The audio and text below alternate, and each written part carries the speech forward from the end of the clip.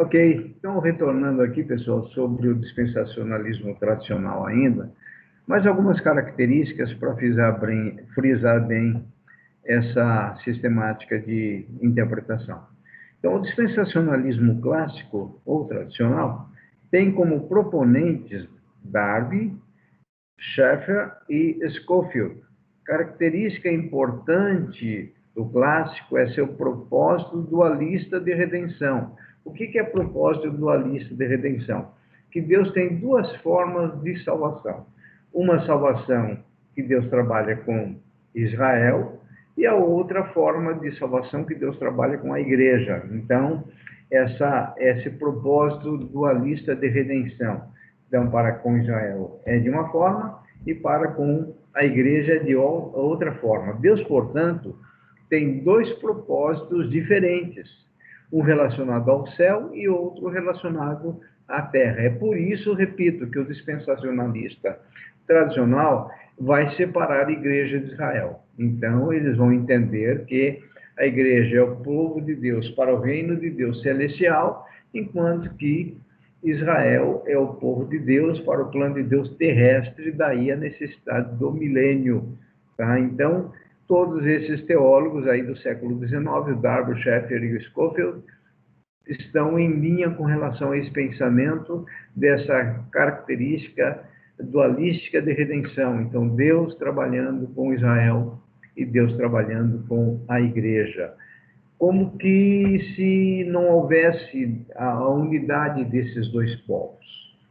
Tá? A maioria dos teólogos entendem que desses dois povos, judeus e gentios, Deus fez um que é a igreja. Inclusive, Paulo fala isso numa de suas cartas, que desses dois povos, ele uniu em Cristo e hoje nós temos a igreja formada por gentios e por judeus. A igreja de Roma, por exemplo, quando nós estudamos a epístola de Paulo aos Romanos, ele está falando de uma igreja mista formada por judeus e por gentios.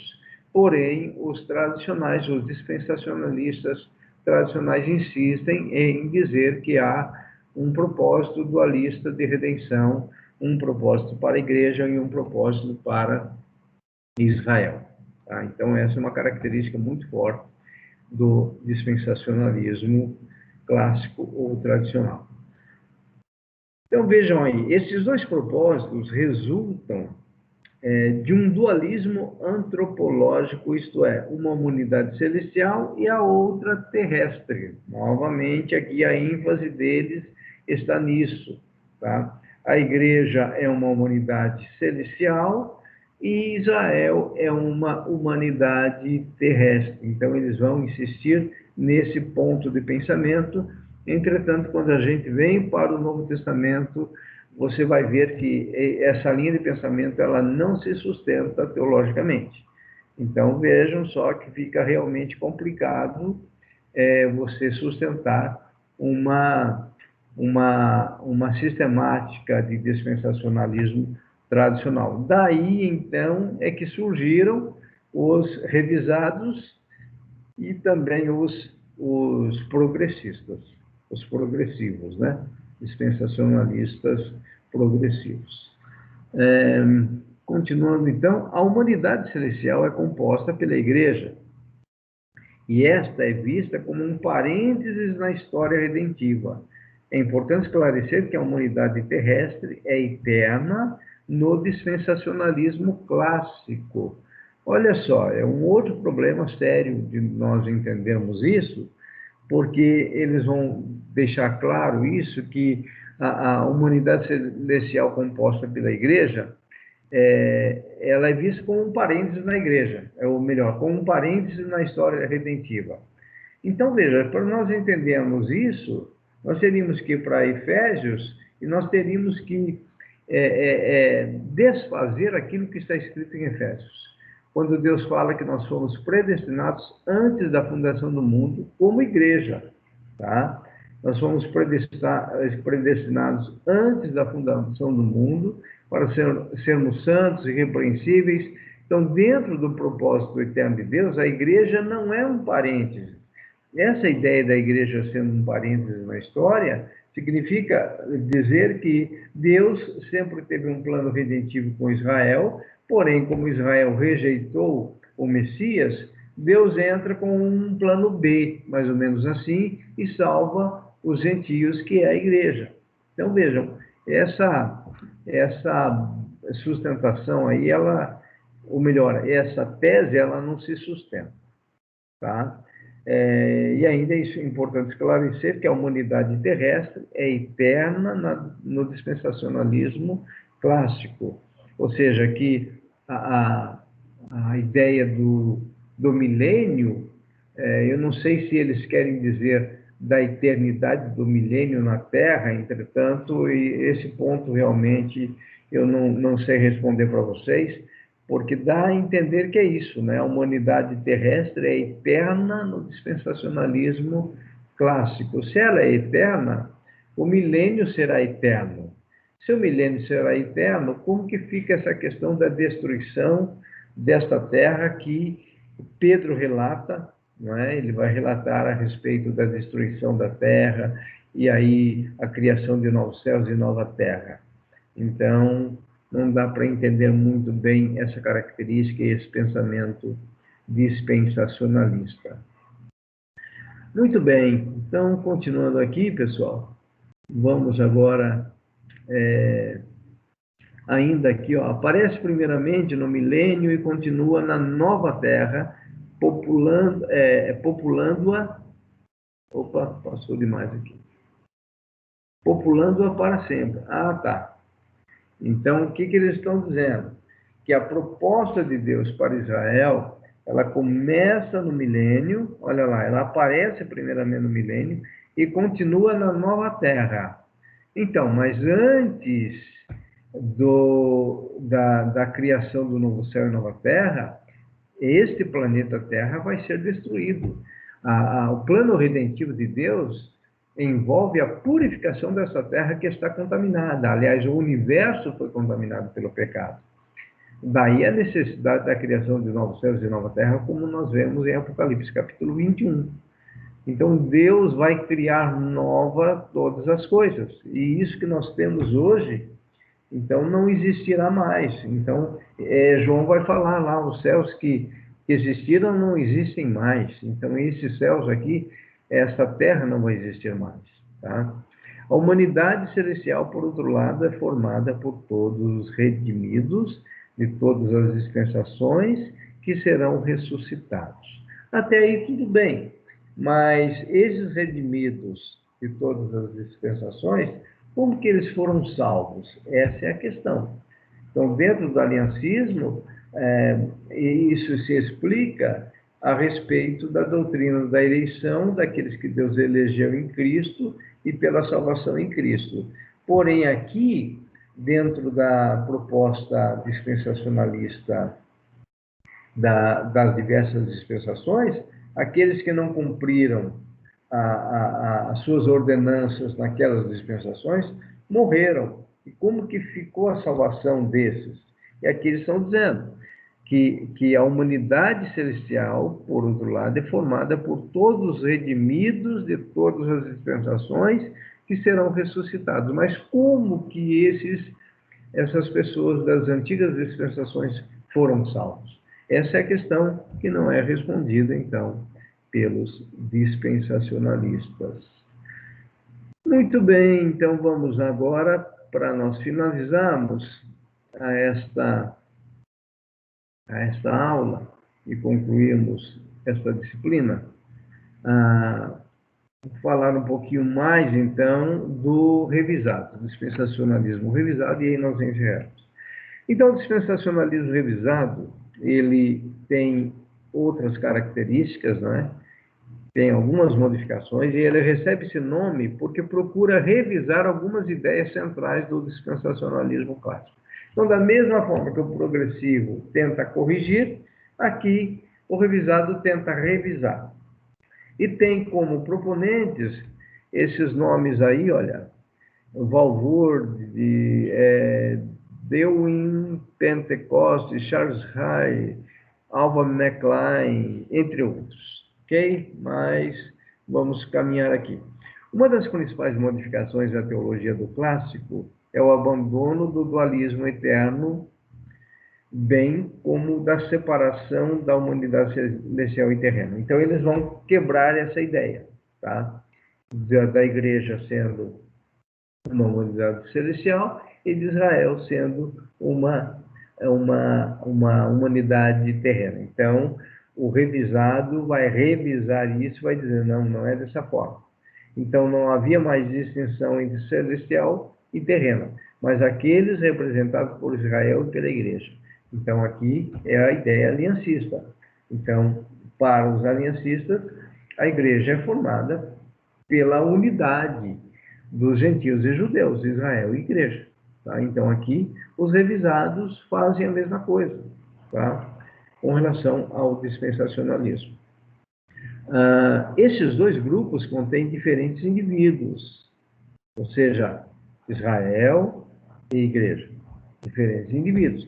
Assim, uma pessoa não poderia estar em ambos ao mesmo tempo. É lógico, um gentio nunca vai ser judeu e nem um judeu nunca vai ser gentio, embora a salvação recebida seja a mesma para ambos por meio da fé. Então, quem é judeu, quem é gentio é gentio. Então, quem é judeu tem toda aquela característica de um povo eleito por Deus. Aliás, a salvação chegou até nós pelo povo judeu.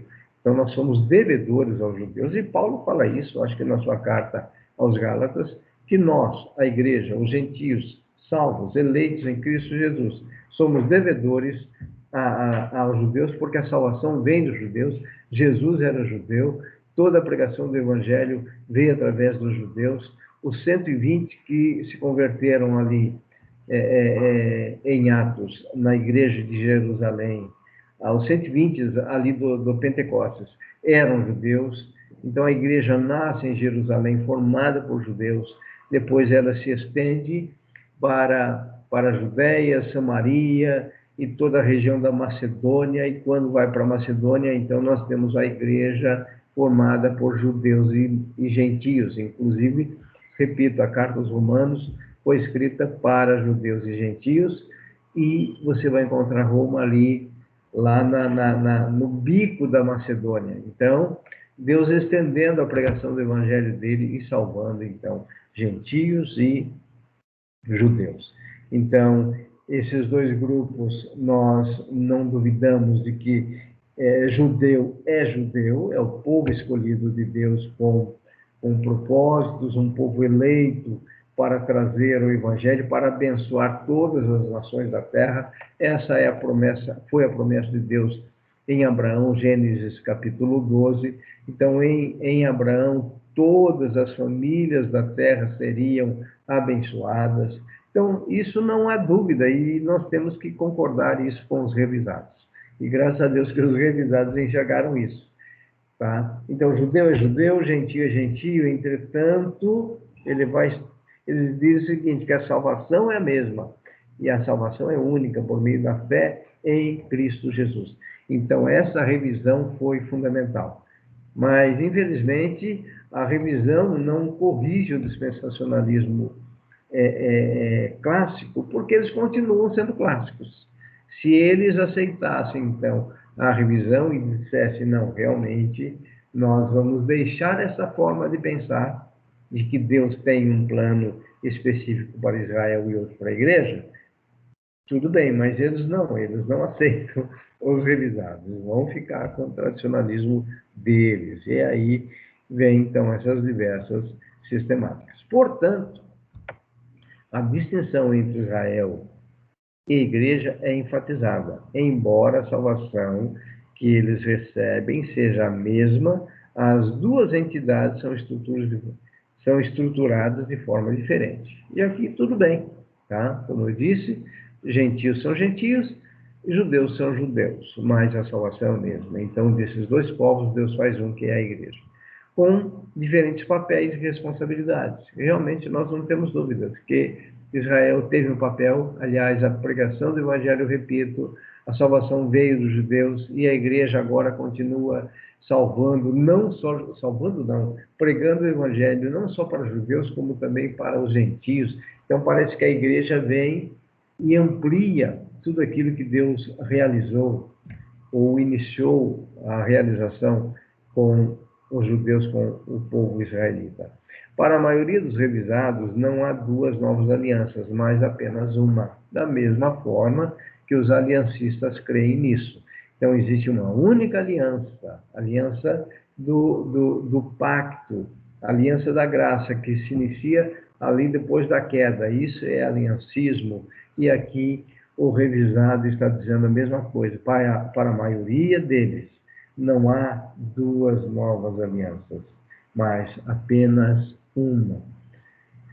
Muito bem, estamos caminhando para o final. A distinção entre Israel e a igreja, como grupos diferentes, permanece pela eternidade, mesmo que ambos herdem o milênio e o estado eterno em um corpo glorificado. Então, aqui, olha, ser dispensacionalista revisado é crer também no milênio terrestre. Então, ele está dizendo o seguinte: essa distinção vai permanecer, talvez na questão mais étnica, né? De que judeu é judeu e de que gentio é gentio. Então, essa diferença a gente percebe ainda nos dias de hoje. Então, nós não temos os costumes dos judeus e nem eles têm os nossos costumes. Entretanto, em Cristo, nós somos um único povo. É essa ideia que Paulo nos traz no Novo Testamento. Porém, e os revisados estão dizendo que essa distinção vai permanecer na eternidade. E não tem problema. Na eternidade, imagine agora que nós vamos sentar lá conversar com os judeus. Né? Nós vamos agradecer a Deus, nós vamos apertar nas mãos ali de Abraão, dos descendentes de Abraão, de Paulo, de todos aqueles, dos profetas, de todos aqueles relacionados ali como heróis da fé. Nós vamos conviver com eles, entendendo do privilégio que eles tiveram em serem o povo eleito de Deus para, por meio deles, a salvação chegar até nós. Né? Isso vai permanecer no céu não, na nova terra, né? Nós vamos ter esse relacionamento com os judeus, mesmo que ambos herdem o milênio. Aqui eles vão dizer, então, que tanto gentios salvos, eleitos em Cristo, como judeus salvos, eleitos em Cristo, vão herdar o milênio e o estado eterno. Então, no dispensacionalismo revisado, o milênio será habitado por quem? Ou seja, a terra no milênio, a terra, esta terra aqui, ó, essa terra aqui que nós estamos hoje, com essa temperatura alta, com essa poluição total que nós temos ainda, tá? Apesar de que parece que dentro da visão milenar, Deus traria uma restauração por causa da implantação do reino milenar na Terra. Então, tanto judeus como gentios, a igreja formada então por esse povo, nós herdaríamos o milênio, ok? E também o estado eterno, ou seja, novo céu e nova terra. Então, terminado esse milênio, esse planeta Terra seria destruído e nós teríamos, então, novos céus e nova terra. Essa é a ideia, então, do dispensacionalismo revisado, que é uma ideia interessante. Outra distinção é a rejeição do conceito de reino dos céus e reino de Deus, como duas coisas diferentes. Então, os revisados não veem dessa forma. Alva McClain introduz a ideia de reino universal. Então, reino de Deus e reino dos céus, dentro do dispensacionalismo revisado, é um reino universal e reino mediano, sendo o primeiro definido como a soberania de Deus, ou seja, o reino dos céus está se referindo ao reino universal, que envolve a soberania de Deus, e o reino mediano, não é? O governo de Deus sobre a terra, através de um mediador divinamente escolhido. Então, eles trazem essas questões aí. Eu não vejo tanta necessidade disso. Reino dos céus e reino de Deus, podemos entender os dois como sendo a ação soberana de Deus sobre todo o universo, né? Reino dos céus é Deus reinando eternamente sobre o universo, sobre todas as coisas. Reino de Deus, se nós entendermos o governo de Deus sobre nós, na Terra, nós estamos debaixo desse reino de Deus. Quando nós falamos de reino, existe um rei, existe aquele que governa. Então, nós estamos debaixo tanto do reino dos céus, que é soberania de Deus, como o reino de Deus, que é o governo de Deus da Terra, também em plena operação nos dias de hoje, apesar de nós acharmos que Deus não está reinando, mas Ele está no controle de todas as coisas. E, para finalizar, outras características do dispensacionalismo revisado são: negam que Jesus já esteja sentado ou governando do trono de Davi na era da igreja, sendo, portanto, um reinado futuro. Então, eles não entendem que Jesus já está governando, e também os aliancistas não entendem dessa forma, mas é algo futuro. Ok? 2. A natureza da igreja, a natureza da igreja, as alianças bíblicas e a interpretação literal são mantidas do dispensacionalismo clássico para o revisado. Aliás, essa é uma característica do dispensacionalismo, a interpretação literal. E quando se fala em interpretação literal, é bom sempre lembrar de Apocalipse capítulo 20.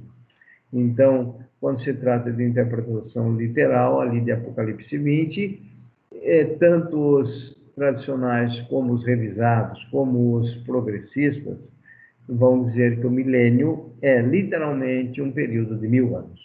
Enquanto que aqui eles se diferenciam dos aliancistas. Porque, repito, os aliancistas vão dizer que aquele período de milênio lá não é literal, é um período de tempo chamado Era da Igreja, dentro do aliancismo.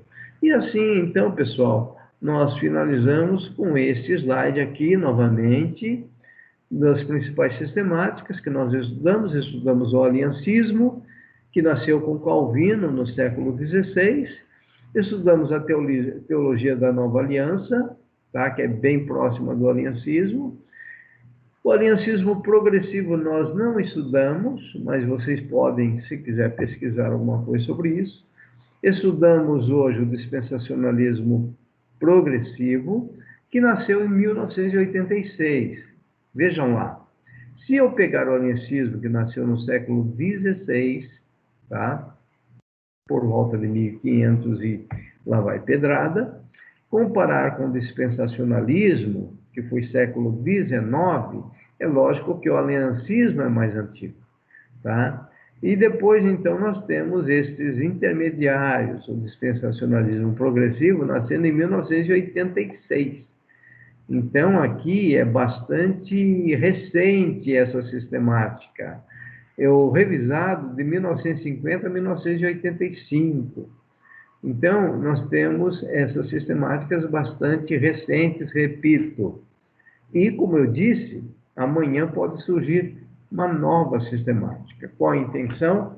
É procurar explicar o relacionamento de Deus com o homem, procurar entender a questão da igreja, tentar entender o papel de Israel. Tudo isso é que essas sistemáticas trabalham, tá bom? E agora, apenas o meu parecer para encerrar, como eu sou bastante objetivo, prático e lógico dessas 7, 1, 2, 3, 4, 5, não, 6, né? 6. Dessas 6 sistemáticas, eu ficaria com a mais simples, que vocês descobriram. Qual é a mais simples? A minha maneira de pensar é a teologia do pacto, é o aliancismo. Então, pacto de Deus com Adão, que foi quebrado. A partir da queda, então, Deus estabelece o pacto da graça, ou a aliança da graça, e então nós temos a era da igreja, a salvação em Cristo, e nós temos, então, o trabalhar de Deus por um único meio de redenção para judeus e para gentios, através da fé em Cristo Jesus. Tá? Mas você aí fique à vontade para escolher a sua, não seja influenciado pela minha escolha. Tá? Então, quando eu faço uma leitura da palavra de Deus, eu vou fazer uma leitura desta forma, entendendo que em Em Abraão, Deus fez uma aliança, fez uma promessa, e em Abraão todas as famílias da terra são abençoadas, e ali na queda, após a queda, Deus inicia então a era da graça, a dispensação da graça, se você quiser chamar assim, e nós estamos vivendo essa era da graça, por isso que nós podemos ainda pregar o evangelho até que sejamos arrebatados. Ok? E com relação ao pré-tribulacionismo, ao mid e o pós, a gente conversa numa outra ocasião. Encerramos aqui, então, esta segunda disciplina deste semestre e espero que tenha sido edificante para vocês, que vocês aproveitem ao máximo tudo que foi ministrado.